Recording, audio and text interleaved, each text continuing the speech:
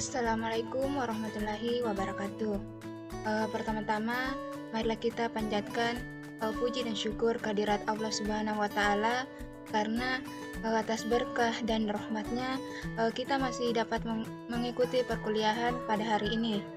Salawat serta salam tak lupa pula kita kirimkan kepada junjungan Nabi besar Muhammad Sallallahu Alaihi Wasallam, Nabi yang telah membawa kita dari alam yang gelap gulita menuju alam yang terang benderang.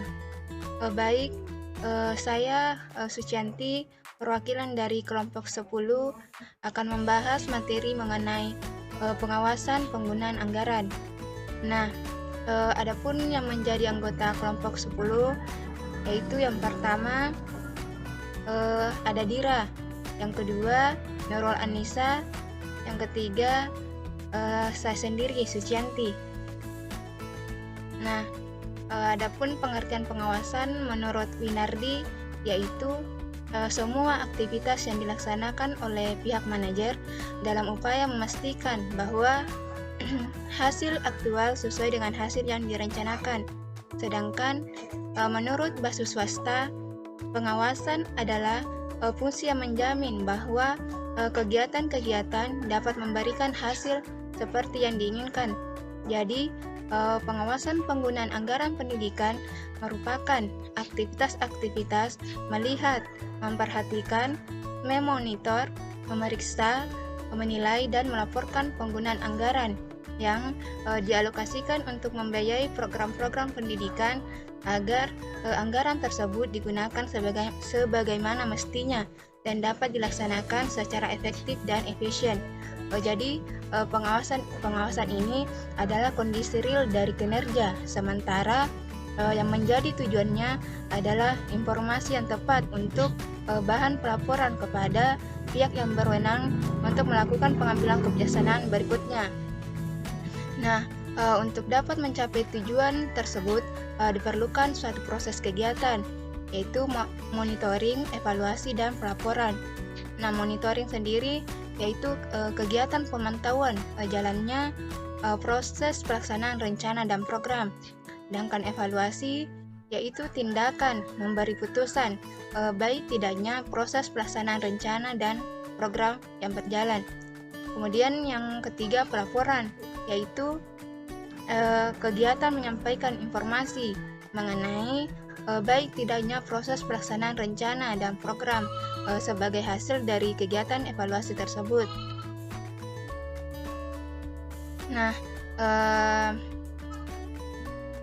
adapun yang menjadi tujuan pengawasan anggaran yaitu yang pertama, menjamin ketepatan pelaksanaan tugas sesuai dengan rencana tersebut.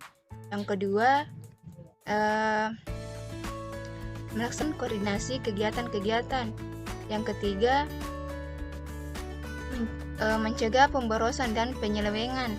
Yang keempat, menjamin terwujudnya kepuasan masyarakat atas barang dan jasa yang dihasilkan. Yang kelima, membina kepercayaan masyarakat terhadap kepemimpinan organisasi atau pemerintah. Selanjutnya, proses dan langkah-langkah pengawasan anggaran. Nah, menurut Sermerhon ada 4 unsur proses pengawasan. Yang pertama, menetapkan sasaran dan standar kinerja. Yang kedua, melakukan pengukuran kinerja. Yang ketiga, membandingkan antara hasil pengukuran kinerja dengan sasaran dan standar kinerja yang telah ditetapkan. Yang keempat, yaitu melakukan tindakan yang diperlukan berdasarkan pada hasil pembandingan tersebut. Selanjutnya, langkah-langkah pengawasan anggaran. Nah, menurut Komarudin, langkah-langkah pengawasan anggaran itu ada 4.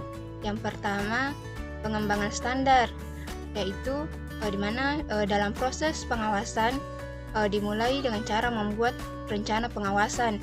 Dalam perencanaan pengawasan disusun batasan atau rincian strategi yang spesifik dan praktis, di mana pada tahap ini ditentukan sasaran, target, dan standar yang spesifik sebagai acuan dalam pelaksanaan pengawasan yang akan dilakukan.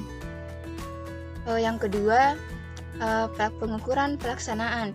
Nah, pada tahap pengukuran ini, aktivitas yang dilakukan adalah mengumpulkan informasi tentang kegiatan atau program yang sedang berlangsung dengan merujuk pada apa yang telah ditetapkan dalam perencanaan pengawasan. Nah, pengukuran ini dapat dilakukan dengan observasi atau berdasarkan pada laporan. Yang ketiga, penilaian pelaksanaan. Tahapan penilaian ini dilakukan oleh manajer, di mana pada tahap ini ditentukan makna dari adanya perbedaan, penyimpangan, atau ketidaksesuaian dalam pelaksanaan kegiatan atau program dibandingkan dengan kegiatan atau program yang telah direncanakan. Nah, yang keempat ada perbaikan. Tahapan perbaikan ini merupakan tahapan upaya penyesuaian atas perbedaan atau penyimpangan yang terjadi. Nah, tujuan tindakan perbaikan ini adalah untuk mengembalikan status pelaksanaan agar sesuai dengan standar. Selanjutnya, teknik pengawasan anggaran, yaitu ada dua. Yang pertama, teknik pengawasan langsung. Pengawasan secara langsung merupakan proses pengawasan yang dilakukan dengan cara langsung melalui pengamatan dan laporan secara langsung. Dalam teknik ini,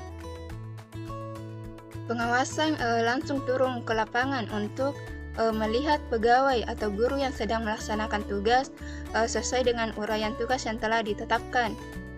Dalam pengawasan langsung, pengawas mengamati, meneliti, memeriksa, bahkan mengecek sendiri di lokasi dan menerima laporan langsung dari pelaksana. Yang kedua, teknik pengawasan tidak langsung. Teknik pengawasan tidak langsung ini adalah teknik pengawasan yang dilakukan oleh pengawas dari jarak jauh dengan cara mempelajari laporan yang disampaikan oleh pegawai kepada sekolah, guru, dan personel lainnya. Laporan ini dalam bentuk tertulis maupun lisan.